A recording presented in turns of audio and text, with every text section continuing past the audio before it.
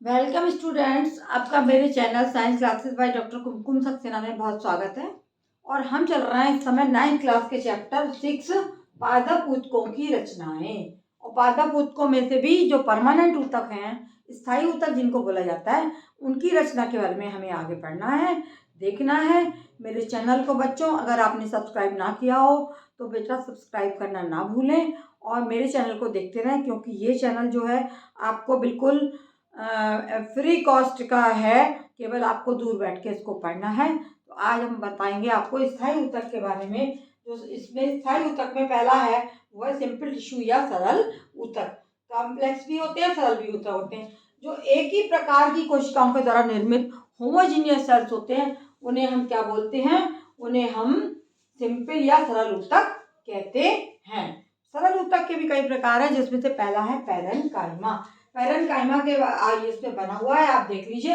इसमें क्या है, इनकी क्या विशेषताएं? ये प्रायः इनकी कोशिकाएं सब्यासी, गोल, अंडाकार तथा बहुमुखी पतली भित्ति वाली होती हैं। ये जो कोशिकाएं, इनकी भित्ति बहुत पतली है, गोल है और ये अंडाकार है।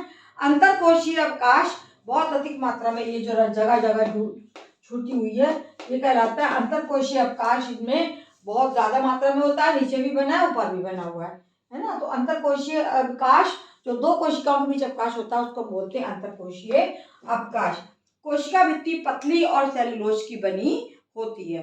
सेलुलोज एक पदार्थ होता है, तो उसकी बनी हुई कोशिका भित्ति पाई जाती है। और कोशिकाओं के बीच में एक बड़ी रसधानी, रिक्तिका रसधानी होती है ये, है ना। और ये इसमें कोशिका द्रव भरा है, जिसमें कि केंद्रक पाए जाते हैं। तो इनकी क्या विशेषता है? अंतरकोशीय अवकाश बहुत होंगे, इनमें रिक्तिकाएं बहुत होती हैं और एक बड़ी रसदानी भी होती है। मृदुता कहाँ पाए जाते हैं? ये नए पत्ते, तने व जड़ की बाह्य त्वचा और बलकुट में पाया जाता है। तो नए पत्ते होते हैं, तने हैं और बलकुट है, उनकी बाह्य त्वचा में ये पाया जाता है। इस प्रकार से इन कोशिकाओं की भी बहुत ज्यादा आवश्यकता है पेड़ में। पौधे में परमानेंट टिश्यू के अंतर्गत ये सिंपल टिश्यू का स्ट्रक्चर आपको पढ़ाया जा रहा है। और आप एक चीज ये देखिए कि इनके कार्य क्या होते हैं मृदुतक के, है ना। मृदुतक के कार्य है कि ये मुख्य कार्य इनका क्या है? ये जल तथा खाद्य पदार्थों का संचय करते हैं। और इनके कई प्रकार हैं, अभी आप बताऊंगी मैं आपको कि प्रकाश संश्लेषण द्वारा ये भोजन का निर्माण करते हैं।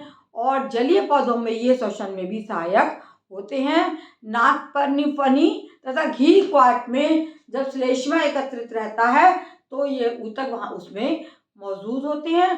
जो नागफनी का मोटा मोटा श्लेष्मा, उसमें भी ये ऊतक पाए जाते हैं।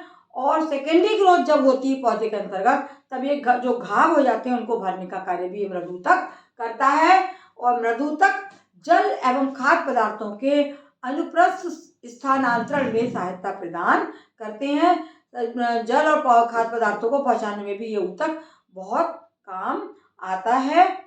और ये 3 प्रकार का होता है: हरित लवक, एरेन्काइमा और ताराकार। हरित लवक आप देख रहे हो, ये बना हुआ है हरित लवक आपका।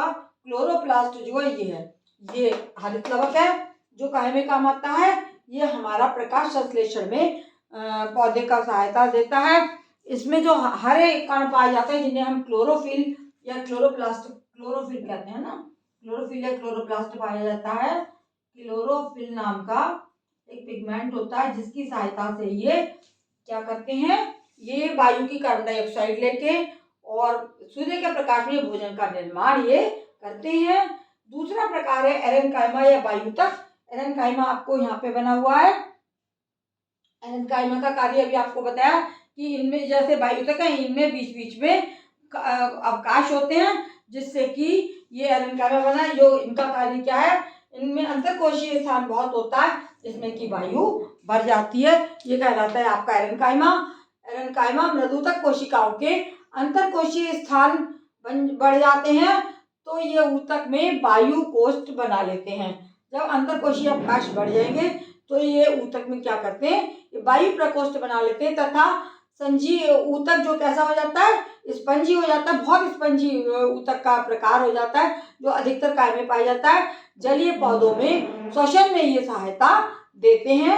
इस प्रकार से ये तुम्हारा हो गया एरेन्काइमा या वायुतक, ये वाला।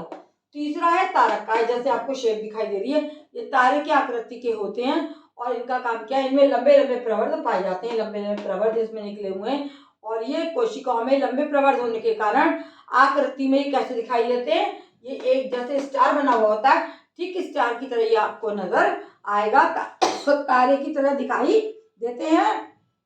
ये ऊतक कहाँ पाए जाते हैं, ये केले की पत्ती में पाए जाते हैं और अनेक जलीय पौधों में ये वाला ऊतक पाया जाता है, श्वसन क्रिया में सहायता देता है। इस प्रकार से ये आपके हो गए सरल ऊतक या पैरेन्काइमा ऊतक, इनका कार्य भी मैंने आपको समझा दिया। मेरा चैनल देखने के लिए बहुत बहुत धन्यवाद और जिन्होंने सब्सक्राइब ना किया हो बच्चों, सब्सक्राइब करना ना भूलें।